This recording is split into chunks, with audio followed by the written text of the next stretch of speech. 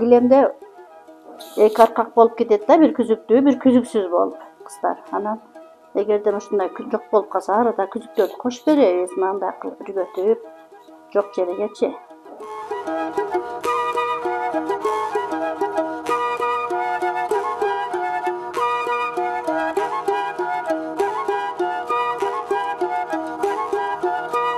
Bir yerге келип калганыбыздын себеби мына лицейди тандаганыбыздын себеби. Биздин биякта биздин чоңубуз бар да, Жасная Кадырова деген эже бар. Баа жок менен иштешип жүргөн.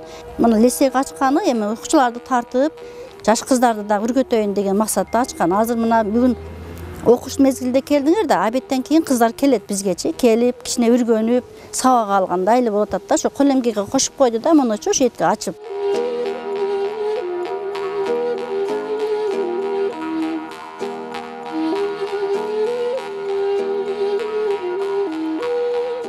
Анан негизги эле максатыбыз эми муунга өткөрүү болуп атат да. Азыр жаштар вообще кызыкпай койду го. Биздин максатыбыз эми мына келиндерди чакырып келгиле, билип калгыла. Ушинтип эле турбайбыз деп үргөнүп атат. Көпчүлүк билбей калыптыр азырчы. Сокпойбуз дешип эле артка качат. Азыр эми бардык мына сектеме кылганыбыздан бери келип атат, жакшы эле.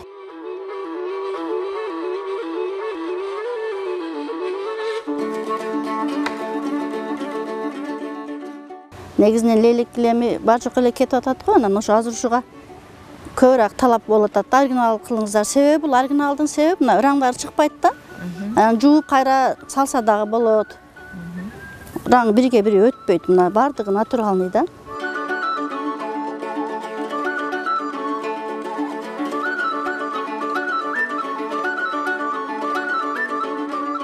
Эми муну жүндү алабыз. Эми өзүдө бар, өзүнөн чыгарат. Анан жогу жууп тазалап, ирибиз, муну тытып, ирип, мунун пүшүгү бар өзүгө жараша. Анан ийиктерге салып, килограммын 10 килограмм кылып, караны эмени бардыгыны, мына четтегини кичине азыраак кылып, бардыгын даярлап, анан курабыз.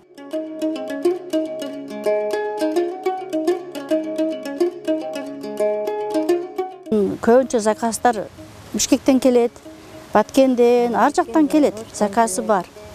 Айылдан базарга алып чыксак алып кетет. Азыр мына чаканыраак болгон үчүн бул эми 30 миң, 35 миң болот. 35, 38ге чейин саттык. Метр квадраты 4 болуп, биягы размери болсо 40ка деле кетет.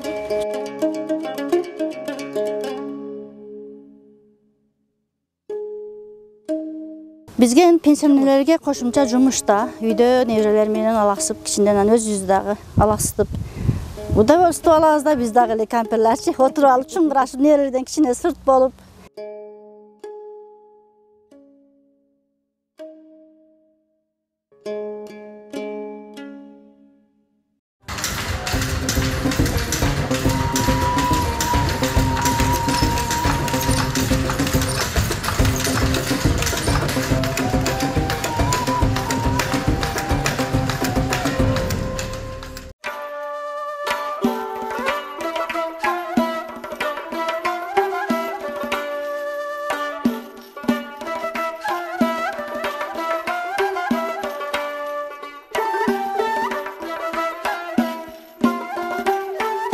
Ben Sultanov İbrahim, 34 yıldan beri atlasçılık sohasi bilan shug'ullanib kelaman. Mani kasbim o'zi to'quvchiman. Hozirgi kunda shu atlas adreslarni ishlab chiqaryapmiz. 92-yillarda уже biz korxona ochishga harakatini boshlaganmiz. Biz masalan birinchi korxonani ipakchi deb ochganmiz. Bu paytda kichik korxona deyilardi. Unda 20 ta 30 ta odam ishlatishga ruxsat bo'lardi, xolos. Kichik korxonada ko'p odam ishlatib bo'lmaydi deyishardi. Keyin 50 taga chiqqan. Shunaqa bo'lib odamni ko'paytirganmiz. Eski nusxaga o'sha paytda ham talab bo'lganda, o'sha masalan gunnoma shomlar, xosiyatxonlar, yahudiy deymiz, jugut atlas deydi. O'sha jugut atlaslarga sariq atlas bo'lgan, sariq qichiq atlas deyilgan o'sha atlaslarga o'sha paytda ham bizga talab bo'lganki, biz o'shalarni ishlab chiqarganmiz. O'sha biz birinchi ochgan korxonamda 30 ta o'quvchi bilan boshlaganmiz. Eng qizig'i hamma o'quvchilarimiz o'sha paytda o'g'il bolalar bo'lgan.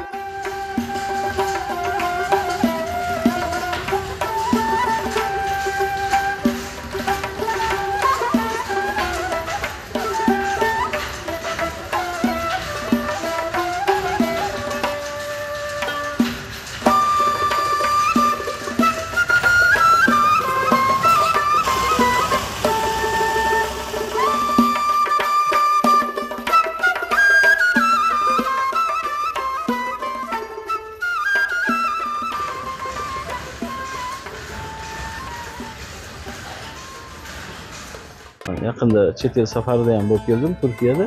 Eski o'sha o'zimiz kitobdan olingan nusxalarni qaytadan tikladikki, o'sha eskisi qanday tabiiy bo'yoq 100% ipakdan bo'lgan shoylarda chiqardik, faqat 100% tabiiy bo'yoq. Masalan, hozir biz o'sha yerga olib borib namunalarni ko'rsatdik. Ular aytayapti, bizdan o'tibsizlar deyapti. Ularda nimaga asoslanib aytyapsiz? Ularning qo'lida o'zlarining shaxsiy muzeyi bor.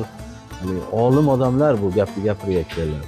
Shu ish bilan qarigan odamlarda yoshi katta o'zini muzeyi bor, galereyalari bor. Galereyasiga kirib ko'rdim men.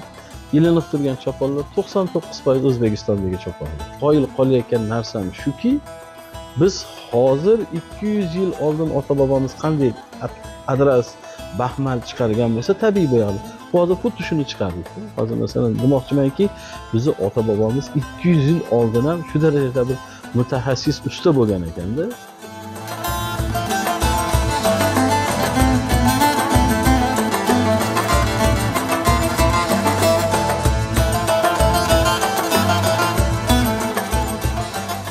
Ipakni eshish, yuvish, o'sha babinga, konusga o'rash, keyin davra qo'yish, qat qilish, qatdan keyin chizish, baylash, bo'yash, ochish, yechish, to'qish, yalanti. Shunaqa hamma soha mana shu o'zida mujassam qilingan. Bitta shartni o'zida asosiy ishni shartda qilishimizdan maqsad o'zimizni ko'z oldimizda tursin. Maqsad sifatini nazorat qilib turish. Masalan, hozir uylarimizda ham bor. Faqat uyga nima beramiz? Ochuvchini uyga beramiz, uyda ochadi. Yechuvchi uyda yechadi. To'quvchi uyda to'qiydi. Asosiy ishlar ko'zimiz oldimizda. Bo'yoqchi yonimizda bo'yaydi, shatda bo'yaydi. Chizmakash shatda chizadi. Baylovchi ham shatda baylaydi. Asosiy ishlarni shu ko'zimizni oldida qildiramiz. 15 dan 16 ta prosesdan o'tadi. Hunarmandchilikda meni faxrlantirayotgan narsa shuki, men ota-bobomning ishini davom ettirayotganim.